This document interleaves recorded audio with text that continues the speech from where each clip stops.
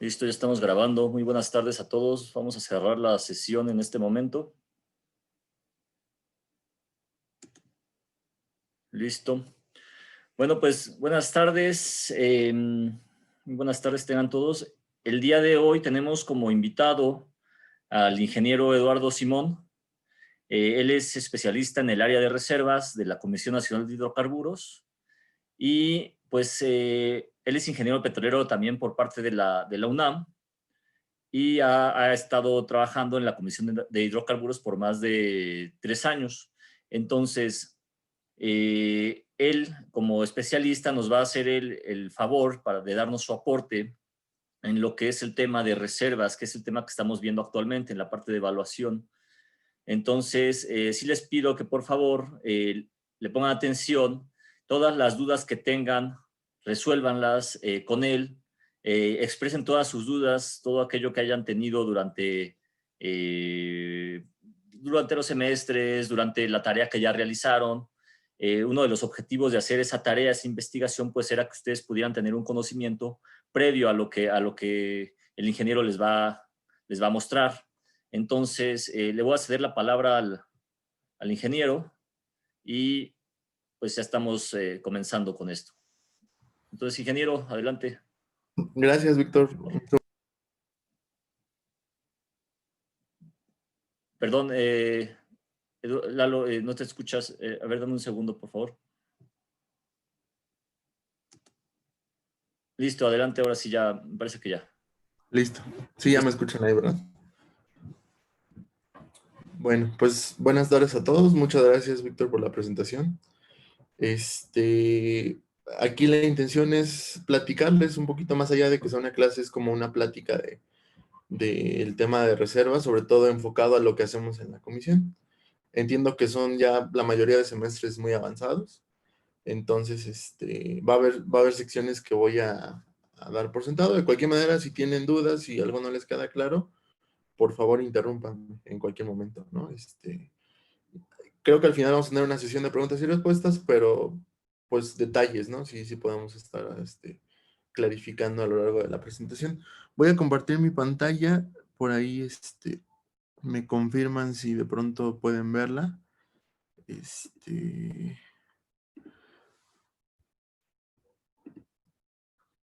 A ver, ahí estoy compartiendo pantalla.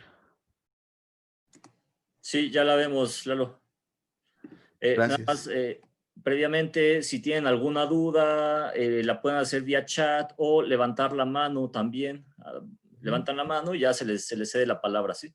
Entonces, listo, Lalo, adelante. Gracias, Víctor. Pues mira, voy a intentar que sea una charla más o menos breve.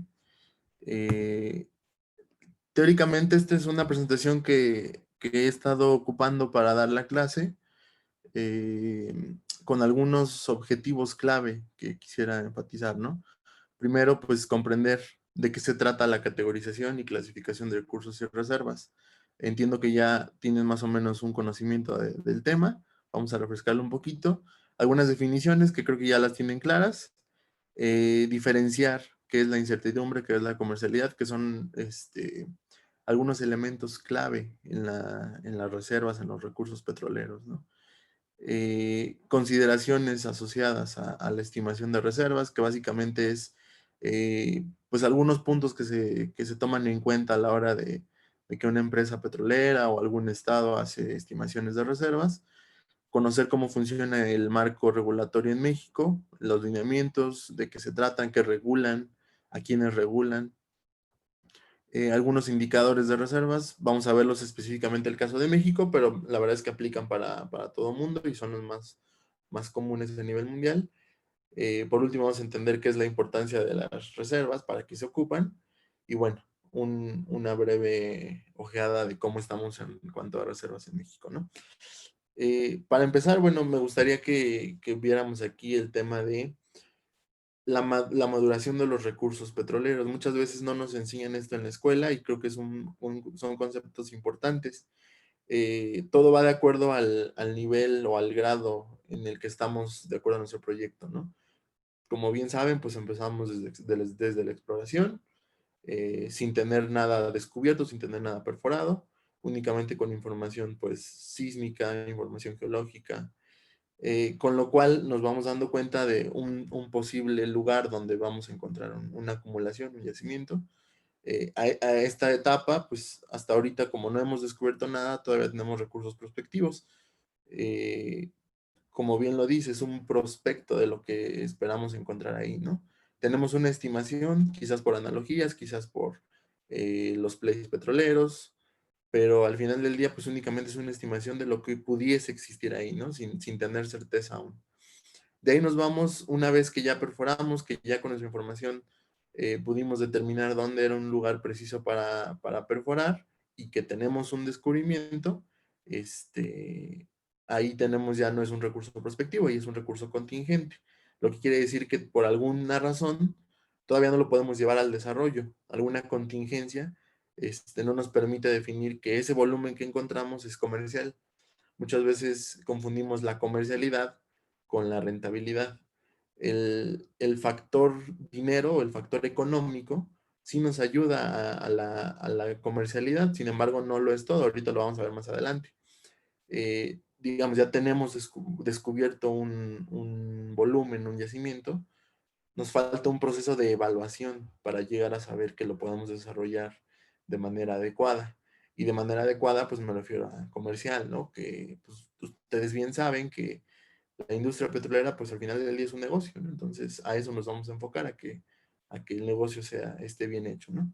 Una vez que ya lo evaluamos, ya descubrimos que sí es un proyecto comercial, ya podríamos llamarlo una reserva. Como se darán cuenta, aquí al inicio, cuando tenemos una estimación de lo que podría ser, pues asumimos que tenemos un volumen original. Sin embargo, no todo el volumen original que descubrimos se convierte en reserva. Poco a poco se va delimitando o se va haciendo un poco más pequeño, ¿no? Al final del día, las reservas solo son una parte del volumen original. Para poder hacer este proceso de maduración que ya les mostré aquí, existen varios sistemas que nos ayudan tanto a evaluar como a administrar nuestros recursos.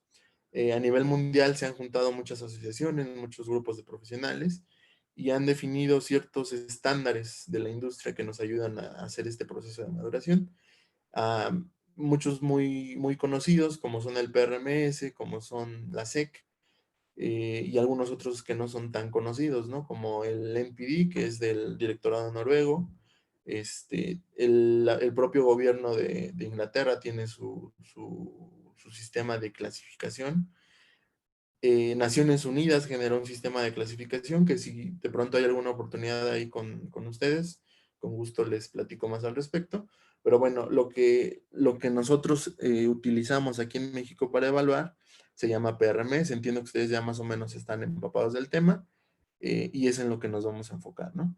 El PRMS es un documento realizado a través del tiempo por varias asociaciones, entre ellas la SP, que ustedes conocen muy bien, el World Petroleum Council, etcétera, ¿no? Entonces, lo que nos dice que lo hayan hecho varias asociaciones es que va muy bien revisado, ¿no? Entonces, tenemos una certeza grande de que nos funciona y de que funciona bien, ¿no?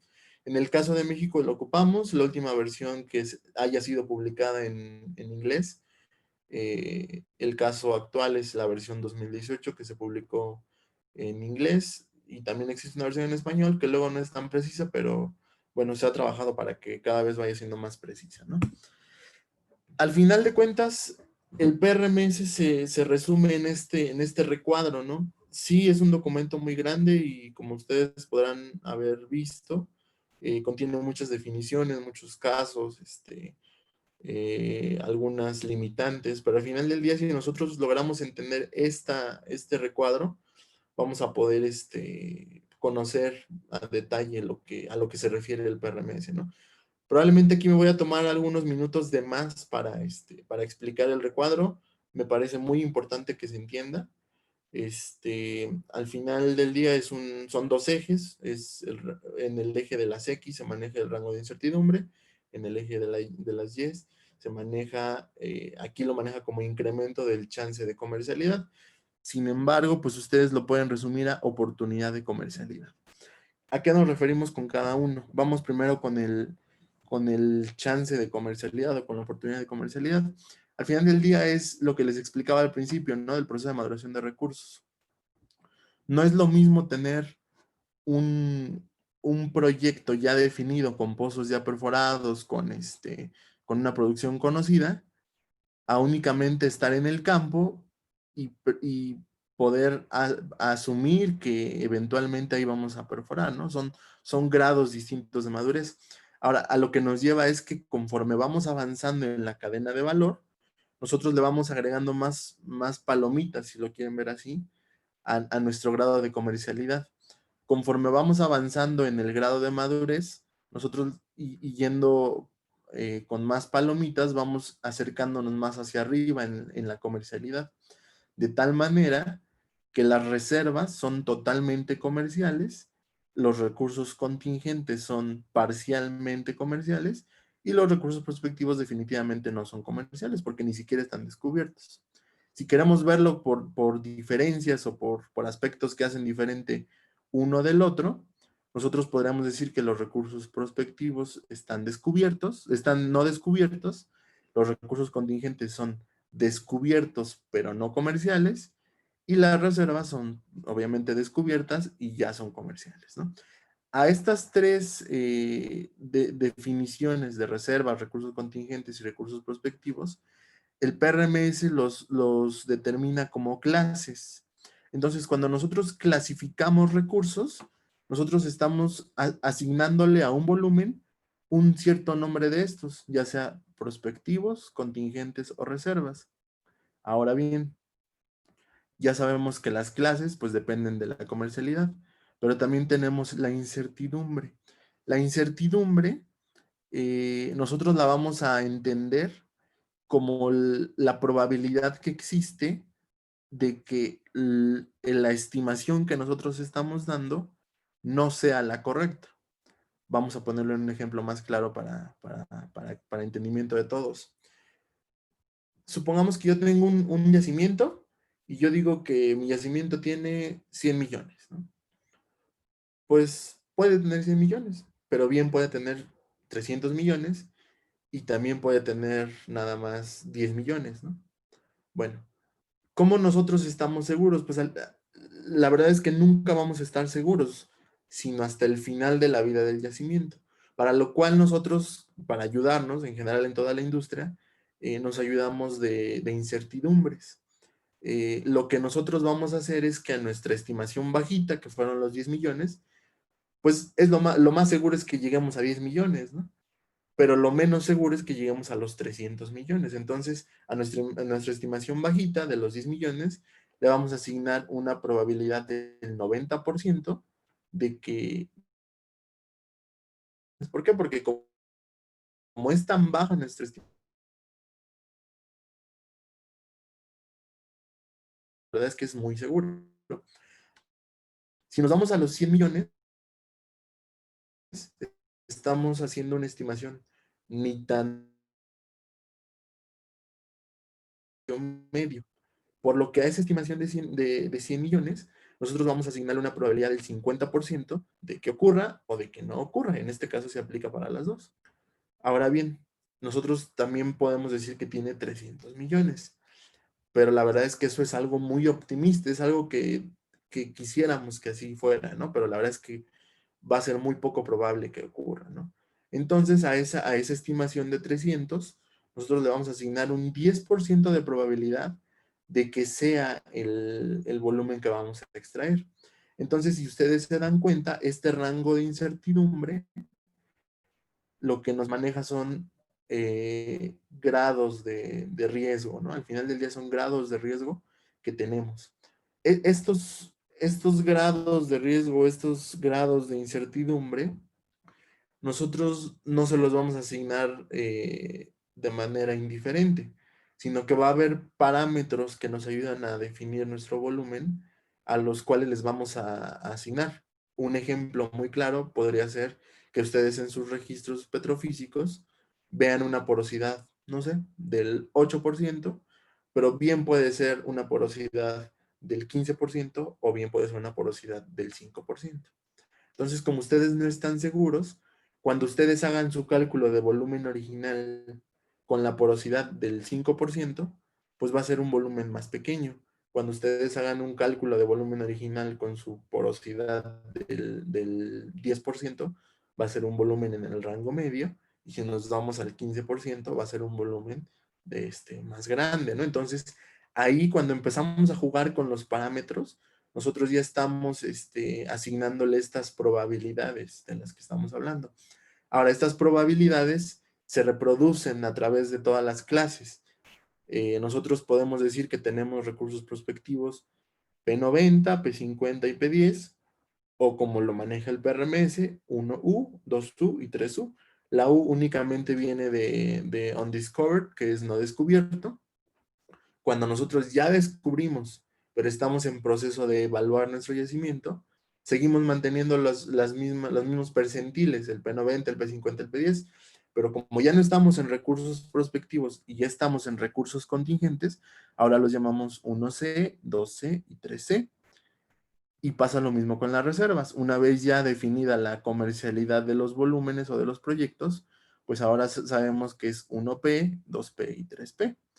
Ahora, ustedes por acá también ven unas letras que dicen C1, C2 y C3 para el caso de recursos contingentes, y para el caso de reservas vemos P1, P2 y P3. A lo que nos lleva esto es a pensar que realmente nosotros estamos hablando de incrementales. Si se dan cuenta, no sé si lo logran ver, por acá hay una línea, por acá hay otra línea, y por acá hay otra línea. Eso lo que nos quiere decir es que los recursos contingentes 1C abarcan desde, digamos, desde 0 hasta C1. Los recursos contingentes 2C abarcan C1 y C2. Y los recursos 3C abarcan C1, C2 y C3. Por lo tanto, estos C1, C2 y C3 son categorías incrementales. Recuerden que cuando nosotros vamos en comercialidad, vamos por clases, vamos clasificando. Cuando nosotros estamos hablando de incertidumbre en alguna de las clases, nosotros, y le estamos asignando una probabilidad, lo que estamos haciendo es categorizando. Entonces, esa es la diferencia entre clasificar y categorizar. Cuando nosotros decimos que estamos clasificando reservas, realmente lo que estamos haciendo es pasando volúmenes de acá, de esta clase gris, a la clase verde, que son reservas. Cuando nosotros estamos categorizando reservas, es el volumen que tenemos en esta clase verde, lo estamos asignando a alguna de estas categorías, probada, probable o posible. Como ya se los comentaba, son incrementales. Entonces, la 1P únicamente contiene a las probadas, pero la 2P contiene aprobadas y aprobables. Y la 3P contiene aprobadas, probables y posibles. Es un error muy común en la industria, ya que estén trabajando, que van a ver que hay gente que dice que las 1P son las probadas, eso está bien, pero que dicen que las 2P son las probables. Eso no está bien. Ustedes ya lo están viendo aquí. Las 2P sí son las probables, pero son las probables más las probadas. Y también hay gente que dice que las 3P son las posibles. Eso tampoco está correcto. Como vemos aquí en el gráfico, las 3P son las posibles, ¿sí? Pero le suman las probables y le suman las probadas. Entonces, básicamente, así funciona este cuadro. Espero estar siendo claro. En resumen, de manera vertical, hablamos de clases, de manera horizontal, hablamos de categorías. Hay categorías para cada clase, entonces eso ya lo saben. Ahora, de este lado tenemos que, nos dice petróleo inicial, total inicialmente en sitio. Básicamente es el volumen original. Ustedes de su clase de propiedades de los fluidos y de propiedades de los yacimientos, recordarán que no todo el volumen o todo el aceite o el gas que está en sus yacimientos es recuperable. Hay una parte que pues, ya no se puede extraer, por más que le apliquemos algún método, ya no es extraíble. Entonces, esas porciones no extraíbles están consideradas en cada una de las clases, recuperables y no recuperables. Vámonos primero a lo no descubierto, que son los prospectivos. pues estimamos un volumen original, del cual solo una sección va a ser recuperable. Ya que supimos que ese volumen original es comercial, sigue habiendo una parte que no es recuperable. Entonces también en los recursos contingentes, o más bien en el volumen original descubierto, hay una porción que no es recuperable. Una vez que ya estamos hablando de reservas, donde ya todo es comercial, ya no puede existir una porción no recuperable, no por condiciones físicas, sino porque nosotros ya estamos delimitando únicamente ese volumen que sí vamos a recuperar comercialmente. Entonces ya descartamos la parte no recuperable. A grandes rasgos así funciona el PRMS. Aquí les dejo en un código QR la liga del PRMS en español. Ahí mismo van a poder encontrar el PRMS en inglés. De cualquier manera, yo les voy a compartir esta presentación para que la tengan ahí de consulta, ¿no? Ahora, la comercialidad. Yo les decía que hay cosas más allá de la rentabilidad o de la economía del proyecto para cumplir con la comercialidad del recurso o del proyecto. Una de ellas es que tengamos una evidencia de madurez técnica. Lo voy a ir más o menos rápido por el tiempo que tenemos. Al final del día es tener bien claro o bien definido la manera en la que vamos a desarrollar o a extraer ese recurso, ¿no? Luego también vienen apropiaciones financieras, ¿no? Es decir, que nosotros contemos con el capital, con el dinero disponible, con los recursos monetarios disponibles para que podamos implementar un proyecto que no va a salir barato, ¿no? Que sí requiere una inversión fuerte. Si nosotros no tenemos esa inversión ya digamos, en nuestro bolsillo para ejecutarla, no podemos decir que es un proyecto comercial, ¿no? Luego, un plazo razonable. Nosotros pudiésemos pensar que un plan de desarrollo, pues es algo que se plantea y que efectivamente va a ser a través de años, ¿no? No vamos a extraer todo en un año o en días. Pero lo que sí tenemos que estar, de lo que sí tenemos que estar seguros es de que ese plan lo vamos a poder implementar en un tiempo razonable. Ya nos queda muy claro con las situaciones que estamos viviendo que no fue lo mismo extraer petróleo el año pasado a extraer petróleo en el primer trimestre de este año, ¿no? Llegamos a precios negativos. Entonces, esta es la razón por la cual nosotros tenemos que tener un tiempo razonable de desarrollo, porque no estamos seguros de cómo se va a comportar la industria, porque no estamos seguros de tener disponibilidad de capital humano, de capital financiero, de capital tecnológico para desarrollar nuestros proyectos si lo planteamos de aquí a 10 años, ¿no? O sea, nosotros tenemos que empezar a plantearlo ya. Luego ahora sí viene la economía positiva, que tú ya sabes que vas a invertir 10 pesos en tu proyecto, pero por la venta de tu producto vas a venderlo y vas a obtener, no sé, 25 pesos, de los cuales 10 fueron inversión y te quedan 15 de ganancia. Una vez que ya haces tus análisis económicos y que tienes economía positiva en tu proyecto, es otra palomita para asegurar la comercialidad, ¿no? Luego viene un mercado para poder vender. Imagínate que ya tienes definido tu proyecto, ya hiciste los análisis económicos, todo salió positivo, pero ¿qué pasa? Que no tienes quien te compre tu producto o a quién dárselo, ¿no? A quién entregarlo. Pues se viene abajo todo tu proyecto, ¿no? Entonces tienes que estar seguro que tienes un mercado para venderle tu producto, si no, no hay comercialidad en el proyecto, ¿no? Luego también los medios para hacerlo, ¿no? Los medios para entregarle a tu comprador el producto, ¿no? O si lo vas a refinar, para llevarlo de tu punto de producción a tu punto de refinación.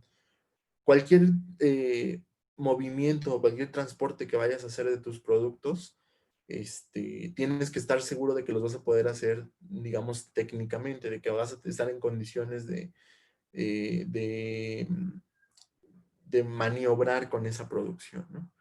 Por último, y creo que no es lo más, no es lo menos importante, tenemos que contar con aprobaciones legales, con aprobaciones del gobierno local, del gobierno federal, del gobierno estatal, aprobaciones ambientales. Tienes que tener el permiso de las comunidades para poder entrar, ¿no? El PRMS prácticamente no se mete en este tema, únicamente te pide que pues, para que puedas determinar reservas tengas todo ese cumplimiento. Sin embargo, no es específico porque el PRMS es una guía técnica, básicamente, técnica económica. Entonces, de ahí nos podemos echar mano de algunas otras metodologías que nos ayudan a ver si efectivamente cumplimos con todas las aprobaciones que necesitamos, ¿no? Con todos los permisos, con todos los usos de suelo, con todos el acceso a las áreas, etcétera, ¿no? Todos esos puntos nos ayudan a definir que un proyecto es comercial. Como podrán darse cuenta, y espero que se queden con esto, la economía solo es uno de esos puntos, no lo es todo en el proyecto. Entonces, sí hay que, cuando ustedes analicen un proyecto, lo tienen que analizar desde varias ópticas. Es por eso que pues se ayudan, ¿no? De no solo de petroleros, de economistas, de abogados, de ambientalistas, de biólogos, etc. Bueno, vamos con lo siguiente. Esto es muy sencillo, la incertidumbre que tenemos en la estimación, ya lo expliqué más o menos. Y esta gráfica lo único que nos dice es que sí va a haber incertidumbre y va a haber un rango alto, pero conforme vamos desarrollando nuestro proyecto hasta llegar al abandono de nuestros pozos, es cuando conocemos de la mejor manera nuestro yacimiento. De otra manera, siempre vamos a tener una incertidumbre, por muy poca que parezca, siempre hay incertidumbre. E incluso una vez que hemos abandonado un pozo, existe la posibilidad de que todavía haya un volumen remanente recuperable. Entonces, la incertidumbre es algo con lo que van a lidiar toda su vida y espero que se puedan acostumbrar a eso, ¿no? Porque realmente de ahí viene el chiste de la ingeniería petrolera, ¿no? Bueno, creo yo que las definiciones de reservas están bastante conocidas por ustedes. Nada más como para acotar, ya vimos que deben ser volúmenes descubiertos, recuperables, es decir, que los podamos extraer con la tecnología existente, comerciales, que ya vimos de qué consta la comercialidad, y remanentes, es decir, que sigan en el subsuelo. Una vez que ya salieron del subsuelo, ya no son remanentes, ya pasa a ser producción y ya dejan de ser reservas, ¿no? Bueno, por aquí les puse el concepto de límite económico. Probablemente esta no es clase para ver eso, pero simplemente es que ustedes nunca vayan a poner un peso para extraer y que no tengan un retorno en ganancia, ¿no? Que siempre que ustedes inviertan en algo, obtengan una ganancia y que no estén pagando por producir, ¿no? Aquí es lo que les comentaba, las categorías de reservas se dividen en categorías, porque ya sabemos que esta por sí misma es una clase. Vienen categorías incrementales y subcategorías. Nosotros ya conocemos aquí las probadas, las probables y las posibles. Sin embargo, las probadas se dividen en más subcategorías. Por ejemplo, las desarrolladas. Para que tú puedas decir que tus reservas son probadas desarrolladas, forzosamente tienes que tener un pozo. Si estás en un pozo, digamos, con un volumen que atraviesa un pozo, puedes decir que son desarrolladas. Ahora, si es un volumen que está adyacente, pero que no tiene pozo, que ya no alcanzas a extraer con este pozo, por condiciones propias del pozo, del yacimiento, que ya no alcanzas a extraer ese volumen adyacente, tú a esas reservas, como están en la misma línea o en una misma formación, tú les puedes asignar una categoría aprobada, pero no desarrollada. ¿Por qué? Porque no tienes nada que te conecte entre esa sección del yacimiento y tu superficie. Ahora, de estas que nosotros sabemos que sí tienen un pozo, están las que son produciendo y las que son no produciendo. ¿Qué nos diferencia? Bueno, cuando nosotros estamos en un pozo con un intervalo que está disparado y estamos produciendo, justamente ese volumen asociado a este intervalo, nosotros lo categorizamos como probada, desarrollada, produciendo. Sin embargo, muchas veces les va a ocurrir que hay yacimientos un poquito más arriba, ¿no? 2 o 3 o 1 nada más. Bueno, cuando ustedes tienen yacimientos más arriba de la zona productora o de la zona disparada de su pozo, y esta zona no está disparada, pero ya están confirmados que ahí tienen un volumen comercial, a esa zona se le llama probada porque ya tiene un pozo, desarrollada, pero no está produciendo porque no está disparada en esa sección. Nosotros estamos produciendo probablemente de aquí abajo o de aquí arriba y la otra sección está abajo. Entonces, en eso consta la subcategorización de reservas, ¿no? Y es muy importante porque al final del día ustedes como planeadores, como ingenieros, les va a ayudar a definir cuáles son sus siguientes metas, ¿no? A corto plazo, ¿no? Ya saben que están produciendo en un intervalo, pues probablemente como para ganar más capital, ustedes lo que van a hacer no es perforar otro pozo, sino más bien hacer una reparación y abrir un poco más arriba para extraer el volumen que está aquí arriba. Les va dando metas o les va dando, sí, como proyecciones de lo que pueden hacer en lo que se viene, ¿no? Y simplemente acá pues tengo las sumatorias, ¿no? Probadas desarrolladas son las desarrolladas produciendo más no produciendo. Luego las 1P son las desarrolladas más las no desarrolladas. Y bueno, lo demás ya lo conocemos, ¿no? Ahora, ¿qué importancia tienen las reservas? Pues digamos que ya se los puse en un ejemplo, ¿no? Una planeación a diferentes plazos, ¿no? A corto plazo, a mediano plazo, a largo plazo. Pero en general, a nivel mundial, las estimaciones de reservas sirven como método de comparación entre empresas. Tú no puedes medir una empresa por su talento, porque eso muchas veces es algo subjetivo, no es medible, ¿no? No puedes medir una empresa por la cantidad de empleados, y estoy hablando de empresas petroleras, ¿eh? Porque no todos los empleados tienen la misma capacidad. Y no quiere decir que por tener 1000 empleados tienes mejor capacidad que por uno que tiene 800, porque tú no sabes qué tan capaces son esos empleados, ¿no? Lo que sí tú puedes hacer es medirlo en términos de reservas. Si todos ocuparon la misma metodología para evaluar sus reservas, para determinar una cifra de reservas, tú sí puedes decir, bueno, British Petroleum tiene 200 millones de reservas, por decir algo, y Chevron tiene 150 millones de reservas. Ya es una cantidad equiparable, ya estás hablando de peras con peras o de manzanas con manzanas. Ya no estás intentando comparar cosas subjetivas, ya es algo más tangible. Básicamente estás a punto de producirlo, ¿no? Eso a las compañías les sirve también para demostrarle a sus inversionistas, a sus accionistas, que están por un buen camino. Eh, un ejemplo de ello es que, pues tú, si tú fueses un inversionista, quieres invertir en una compañía, ¿por qué compañía te vas a ir, no? Por una compañía que tiene 10 millones en reservas o por una compañía que tiene 250 millones, pues obviamente a la que tiene más, ¿no? Eso te ayuda a generar una expectativa a ti como inversionista. Eh, Razón por la cual muchas leyes, muchas regulaciones a nivel mundial le piden a las compañías que operan en ese país hacer reportes de reservas, ¿no? Porque es un buen indicador. Al final del día, si tú como país juntas las estimaciones de todas las empresas que operan en tu región, pues vas a tener una estimación de reservas del propio país, ¿no? Entonces sí, también es un método de comparación entre países, ¿no? Entre áreas. Puedes llegar a ser un método de comparación entre estados petroleros o entre países, entre continentes y bueno, al final también se puede generar una estimación a nivel mundial, ¿no? Y bueno, ya lo vimos, ¿no? La estimación a largo y a pequeño plazo de metas, ¿no? Por último, por supuesto que el financiamiento, ¿no? Tú como empresa petrolera que no tienes recursos ilimitados, siempre tienes una bolsa donde tienes el dinero disponible, pero pues, a veces necesitas más. Entonces vas con un grupo de inversionistas y le dices, mira, yo tengo tantas reservas y eso le va a dar confianza a los inversionistas para invertir en tu empresa, ¿no?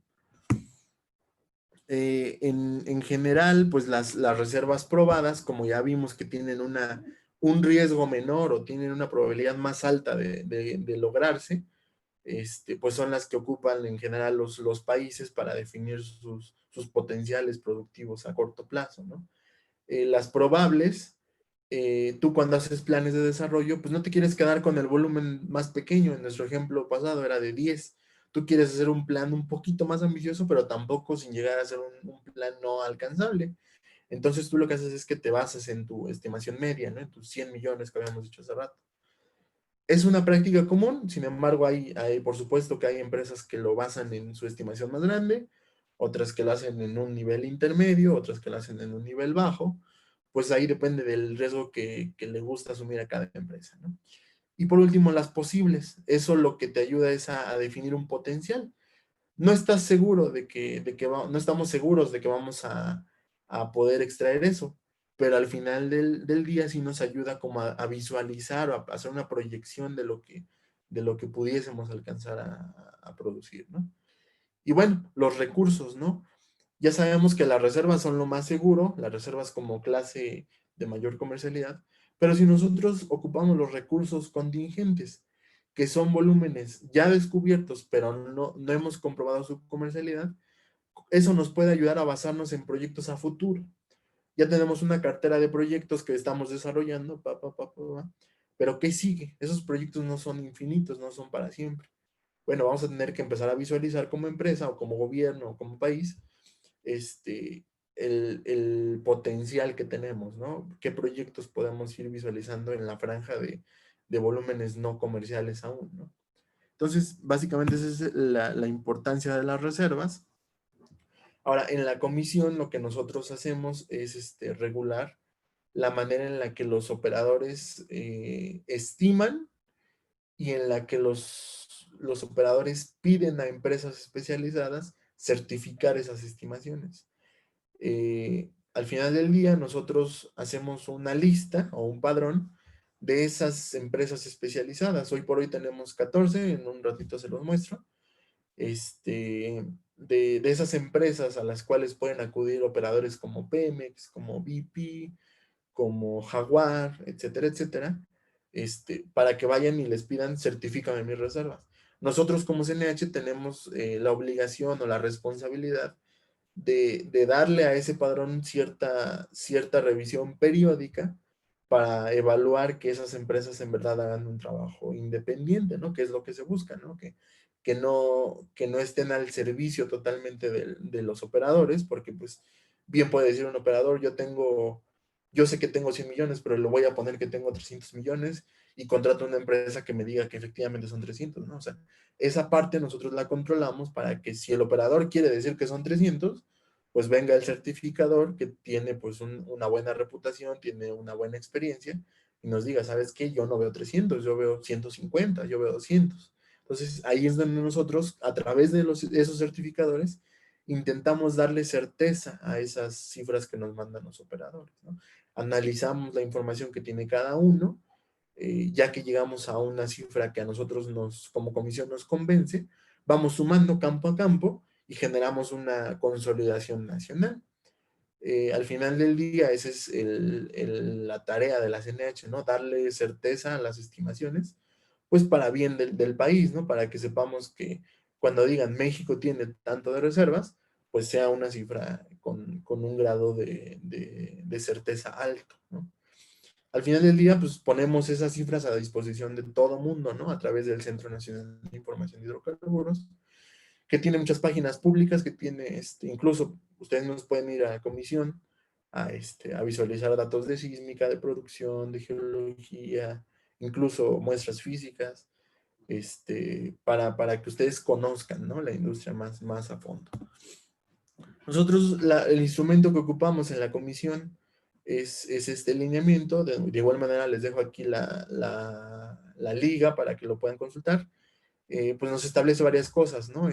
Pautas, criterios, requisitos, cómo funciona el ciclo de certificación. Esto básicamente es que no, una empresa petrolera no puede agarrar al mismo certificador toda la vida, ¿no? O sea, tiene que irlo rotando cada 3 años.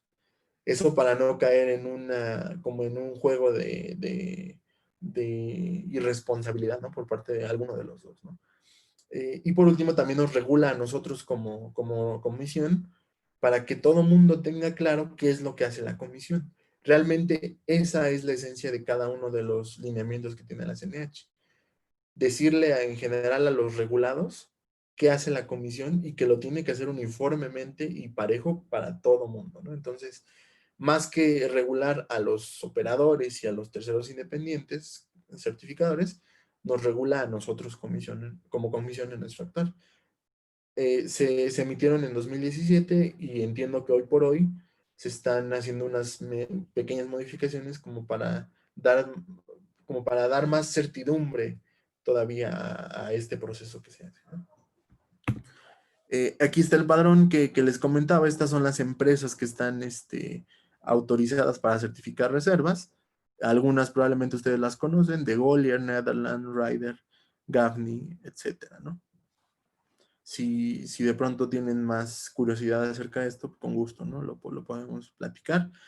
Nosotros verificamos que tengan experiencia, que sean una empresa, que tengan conocimiento en la aplicación de la metodología que ocupamos en México, que es el PRMS. Buscamos que tengan capacidad técnica y operativa y que en ningún caso, en ningún país hayan tenido problemas, ¿no? Con alguna empresa, con algún gobierno, ¿no?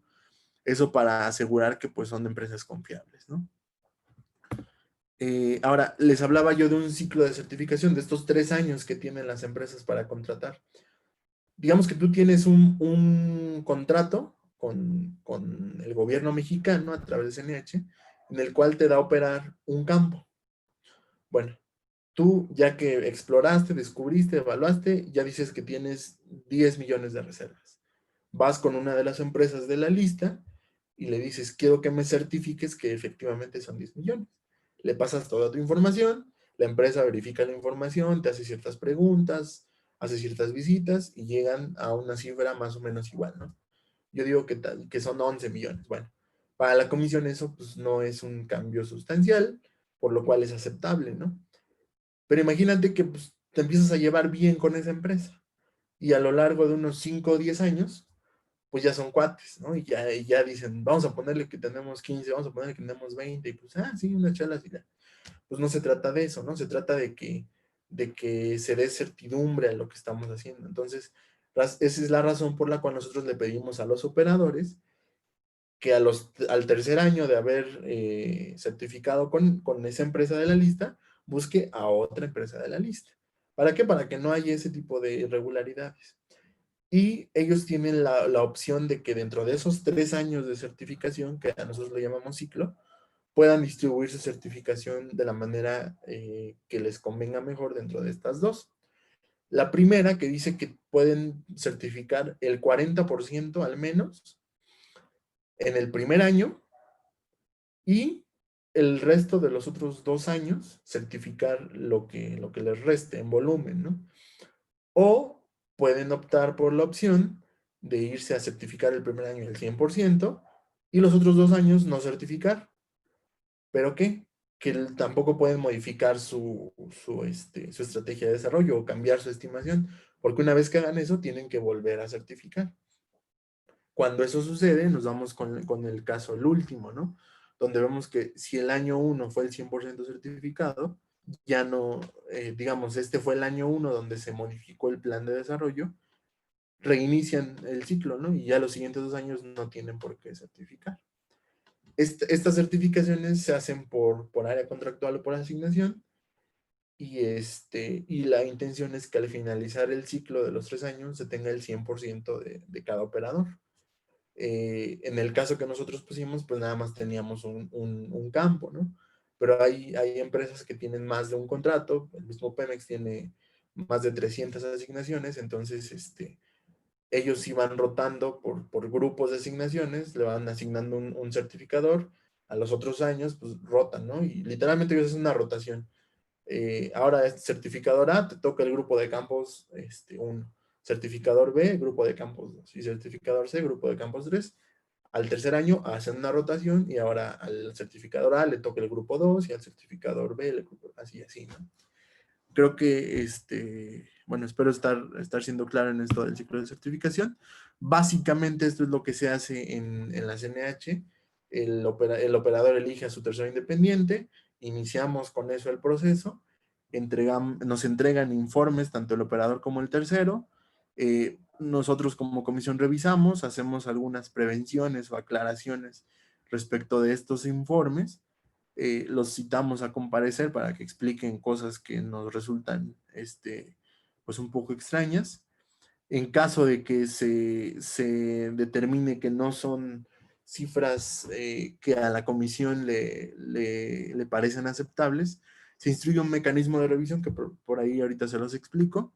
Se crea un documento soporte de decisión para que se quede documentado el proceso que se llevó a cabo, las revisiones que se hicieron, lo que se trató en las comparecencias, y al final del día se hace una resolución para ponerla a consideración de los comisionados, que al final del día lo aprueban, ¿no? Todo esto dentro del periodo de julio de un año, digamos, julio de 2019 al mes de abril de 2020, ¿no? Se lleva un gran tiempo este proceso, ¿no? Ahora, nosotros, como yo les mencionaba, verificamos, ¿no? Que no exista una diferencia tan grande entre lo que dice el operador y su certificador. Como ya sabemos, las reservas 1P tienen más certidumbre, por lo tanto, para nosotros son más importantes, ¿no? Entonces, a esa categoría de reservas, nosotros les damos una tolerancia de diferencia del 10%. Si en sus reservas 1P o probadas, ellos difieren un 10% o menos, nosotros las tomamos como válidas. Si se pasan, les pedimos que concilien y que lleguen a una diferencia no tan grande. Para el caso 2P y 3P, se ocupa el criterio del 20%, y en caso de que no lleguen a ser resueltas esas diferencias, nos vamos ahora por volumen. Si nosotros tenemos 10 campos que no lograron conciliar, pero que de esos 10 campos solo 2 o solo 3 sobrepasan un volumen que para la comisión ya es un volumen importante, que en casos específicos para las reservas 1P son 75 millones y para las reservas 2P y 3P creo que son 50 millones, entonces nos vamos al mecanismo de revisión, que es el que les comentaba. Aquí está descrito, pero a grandes rasgos lo que hacemos es que le instruimos al operador, pongamos un ejemplo a Pemex, que contrate de su bolsillo a otro certificador de esa misma lista y que ese certificador empiece a revisar las estimaciones de Pemex y las estimaciones de su primer certificador para que diga cuál le parece más adecuada. Y en caso de que no ninguna le parezca adecuada, genera una estimación propia y esa es la que la comisión toma como válida. Entonces ese mecanismo, como las certificaciones son caras, pues es un incentivo para que nunca se llegue a una diferencia muy grande, ¿no? Vamos ya con los indicadores, ya nos quedan pocos minutos, de hecho ya me pasé. Tasa de restitución de reservas, al final del día lo que quiere decir es del volumen que tú tuviste como producción en un año, es decir, del que ya sacaste, cuánto puedes reincorporar como reservas por acciones de explorar, de perforar nuevos pozos, de volver a hacer esa canasta de reservas grande, ¿no? La idea es que pues siempre sea mayor al 100%, ¿no? Si tú tenías al inicio del año 100 millones y produjiste 10 millones, te quedan 90, pero exploraste y perforaste y todo, y volviste a recuperar reservas y ya no quedó en 100, ya quedó en 110. Bueno, esa es una tasa de restitución que quisiéramos en todo el país, ¿no? Desafortunadamente, pues no siempre se puede, ¿no? Aquí están las tasas de restitución, ya con más calma le pueden echar un ojo. Luego viene la relación reserva-producción, que es otro de los indicadores. Esto lo que nos dice es al ritmo de producción del año pasado, sigamos con nuestro ejemplo, que nosotros produjimos 10 millones el año pasado, y decíamos que teníamos 100 millones, pues eso nos indicaría que a ese ritmo de producción de los 10 millones por año, en 10 años nos quedamos sin reservas. Sin embargo, ese es un indicador engañoso. ¿Por qué? Porque al final del día ustedes, por una parte, están desarrollando y produciendo, pero por otra parte están explorando, están incorporando reservas de nuevo. Entonces, esos 100 millones no son estáticos. También tiene que ver el hecho de que esa producción no es una producción constante. Siempre hay variaciones en la producción, ¿no? Por efecto pues de las condiciones de presión del yacimiento, por condiciones políticas, económicas, etcétera, ¿no? Entonces, es tanto la reserva como la producción se va a ir moviendo, por lo cual el indicador reservas-producción se va a ir moviendo, ¿no? Y bueno, estos son los valores de la relación reserva-producción a este año para México. Y bueno, sí tengan mucho cuidado con este indicador, ¿no? Es muy, muy, muy engañoso. Ya por último, la evolución de las reservas, como ha venido de 10 años para acá, viene por productos. Las verdes son de aceite, las rojas son de gas y las azules son combinadas, ¿no? Son el petróleo crudo equivalente, que al final del día lo que hace es ver qué tanto poder calorífico tiene este gas comparado con este aceite y se lo suma y nos da esta cifra, ¿no? Así ha sido el comportamiento, bastante desafortunado en los últimos 10 años, y la distribución que tenemos en México, ¿no? Por operadores, por tipo de instrumento contractual, ya sea asignaciones, contratos, migraciones, etcétera, ¿no? Acá les dejo una tabla, bueno, unas gráficas con los campos con mayor reserva en México. Igual le pueden dar una revisión posterior. Y por último, pues las cifras que tenemos hoy por hoy, ¿no? Si se quieren quedar con un solo dato, nosotros podríamos decir que tenemos 23,088 millones de barriles de petróleo crudo equivalente como reserva 3P. Y bueno, un dato quizás un poco con mayor certidumbre son los 6,346,8 millones de barriles de aceite, o viéndolo en petróleo crudo equivalente, 8,000 millones, ¿no? Esos son los datos concretos. Creo yo que se están cumpliendo los objetivos de la clase y pues les agradezco la atención. Cualquier duda, estoy a sus órdenes. Listo, Lalo, pues muchas gracias por tu presentación. La verdad es que fue eh, muy fácil de entender, fue muy explícita y digo, eh, pues prácticamente tocaste todo de una manera bastante eh, comprensible.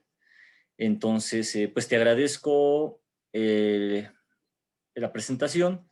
Si alguno de los alumnos aquí presentes tiene alguna pregunta, levante la mano para cederle la palabra, o igual lo puede hacer vía chat cualquiera de ustedes.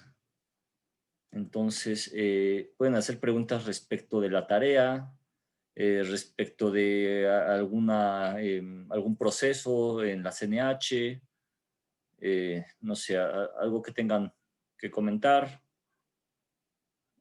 o algo que quieran aportar.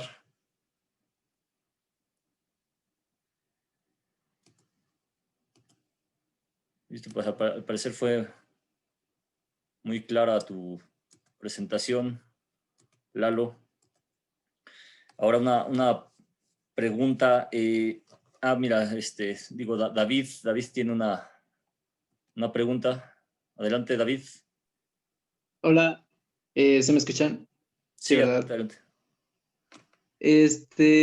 Tengo una pregunta, no, nada más una aclaración. Si las empresas certificadoras son aquellas que estiman las cantidades de volúmenes que tenemos en el subsuelo, ¿la CNH también las estima y hacen un comparativo entre esas dos estimaciones? ¿O cómo o sea, más o menos la CNH es la que ve como la logística entre todas las empresas certificadoras, ¿no? Pero ¿cómo rectifican estos datos de las empresas certificadoras? Mira, las empresas certificadoras lo que hacen es que en la mayoría de los casos generan una nueva estimación a partir de los datos del operador. La comisión lo que hace normalmente cuando identifica diferencias muy grandes es que se va no a la estimación de cada uno, sino a los datos que ocuparon. Si a la comisión le resulta un dato pues raro o no, que no tiene sentido, empezamos con un proceso como más exhaustivo de revisión, ¿no? Al final del día, la comisión en pocos casos genera su propia estimación, y cuando lo hace únicamente como para demostrar que hay como otra alternativa de estimar, ¿no? Pero por lo general, y la ventaja de que sean independientes es que no, normalmente no hay ese tipo de errores, ¿no? De criterios. Ok, pero ese tipo de errores de criterios se fueron como rectificando desde la modificación de la reforma en el 2013, ¿verdad? Mira, cuando se hizo la modificación de la reforma, el tema era que Pemex era el único que entregaba reservas, ¿no?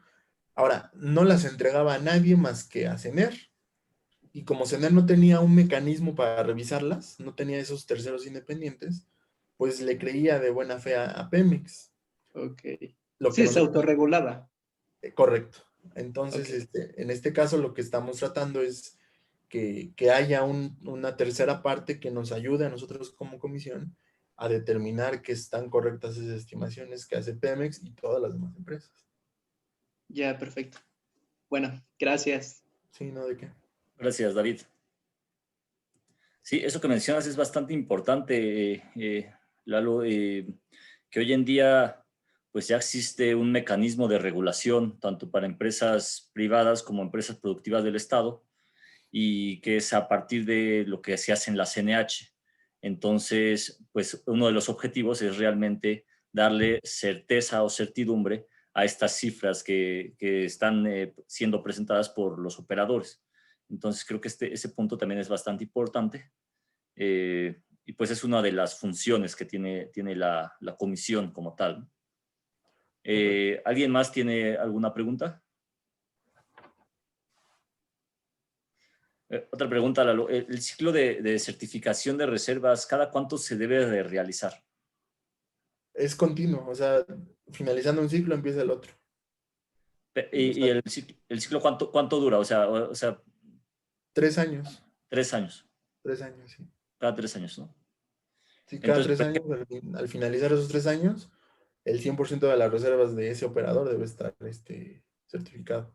ya. Y ya ves que estamos saliendo, digamos, de una manera negativa para este año. Eso evidentemente en algún momento puede cambiar, ¿no? Puede haber un punto de inflexión hacia la parte positiva. Esto va a depender siempre de la exploración y la evaluación, ¿no? Correcto, sí. La verdad es que no hay otro mecanismo para incorporar una cantidad considerable de reservas más que la exploración. Ya, gracias. Esto va a ser importante, te lo pregunto, digo, para los alumnos que están aquí, digo, porque durante un tiempo en México se dejó de hacer exploración, se dejó de invertir en exploración y hoy en día eso se ha estado incentivando. Entonces, de ahí viene el punto de, pues, tener ese volumen de reservas. Es decir, que pareciera a simple vista que esas reservas van disminuyendo y que en algún momento se van a terminar. Sin embargo, si nosotros continuamos realizando exploración, pues esas reservas pues se pueden ir, puede haber una incorporación de reservas, ¿sí? Entonces, esto es pues un punto bastante importante para aclarar algunos a veces comentarios que se llegan a escuchar de que ya se va a acabar el petróleo en México, que ya no va a haber más hidrocarburos, que en 5 años ya no vamos a tener eh, aceite para producir, etcétera, ¿no? Entonces, digo, eso es bastante importante de aclarar porque pues la realidad es que mientras nosotros sigamos explorando e invirtiendo en esto, sí, claro, vamos a tener aceite más costoso, es decir, el costo por barril va a ser mayor porque ya nos estamos yendo a campos más difíciles.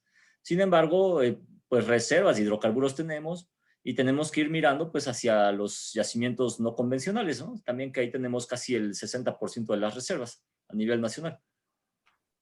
Correcto. Sí. Entonces, ¿alguien más tiene algo que decir, algo que aportar, alguna pregunta? Cassandra, a ver, adelante, Cassandra.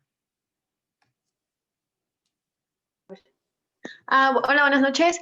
Yo tengo una pregunta. ¿Las reservas también sirven o servirían como un indicador para que nuestro país reciba como algún préstamo? Sí, la verdad es que de hecho es una de las principales intenciones, ¿no? Que cuando un país, digamos, este es uno de los indicadores, ¿no? Cuando un país tiene la mayoría de sus indicadores positivos o favorables, pues es más fácil que organismos internacionales le puedan hacer como préstamos o pueda tener, en general, pueda tener mayor confiabilidad ese país, ¿no? Entonces, las reservas, pues, en un país petrolero es un factor clave para ese tipo de créditos, ¿no? Oh, ok, muchas gracias. De nada. Gracias, Cassandra. ¿Alguien más? Daniel, adelante. Sí, mencionaba que había como un rango aceptable cuando por ejemplo, Pemex presenta su informe de reservas y cuando la certificadora pues presenta el suyo, ¿en qué se basan como para determinar que, por ejemplo, el 10% está bien? Bueno, la verdad es que este lineamiento viene siendo el tercer lineamiento de reservas que ha utilizado la comisión. Como nosotros, como comisión, agarramos una industria petrolera, por así decirlo, novata en cuanto a regulación, nosotros no podíamos ser muy estrictos al principio. Realmente la primera regulación de reservas tenía una tolerancia mayor todavía. Conforme van avanzando o evolucionando estas regulaciones, se va acotando ese nivel de tolerancia, porque al final del día lo que queremos es reducir la incertidumbre, ¿no? Cuando venga un lineamiento posterior, seguramente esos rangos van a cambiar, ¿no? Ya no va a ser 10% para las 1P, probablemente la vamos a bajar a 8%, a 7%, de tal manera que conforme la industria petrolera en México va evolucionando, también se vayan mitigando esas incertidumbres, ¿no? Entonces, hoy por hoy tenemos 10% y 20%, ¿no? Pero tú bien lo dices, es algo medio subjetivo de definir, ¿no? A nosotros nos resulta confiable que las reservas más seguras de obtener tengan una tolerancia menor a aquellas reservas que pues, no estamos ni siquiera seguros al 100%, ¿no? Entonces, es la razón por la cual tenemos hoy por hoy esos indicadores.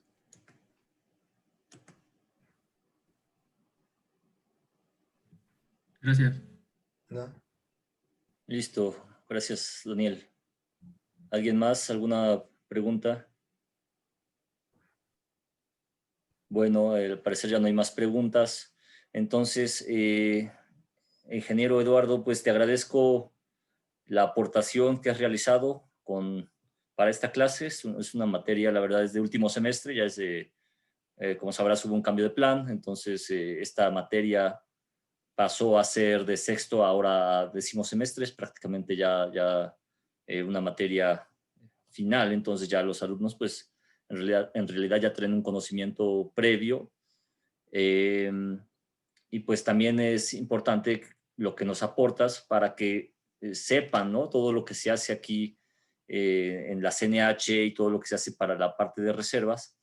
Y pues agradezco tu aporte a la academia. Siempre es muy importante tener gente especialista como tú que nos pueda compartir su conocimiento. Y pues ya sabes que cuando gustes dar otra presentación, pues con todo gusto lo podrás realizar. Te agradezco que hayas estado en la presentación y te agradezco que pues hayas resuelto estas dudas y nos hayas dado esta explicación, Lalo. Sí, con mucho gusto. La verdad es que sí hay más temas ahí más interesantes. Ahora sí, cuando hay oportunidad, con mucho gusto, ¿no? Y de cualquier manera, si queda por ahí alguna duda, pues ahí puse mi contacto, me pueden buscar por correo, por teléfono, por WhatsApp, lo que quieran, y con gusto, ¿no? Para seguir aportando, ¿no? Como tú dices. Listo, excelente. Pues muchas gracias y muchas gracias a todos por su asistencia y que tengan buena noche. Nos vemos la próxima clase.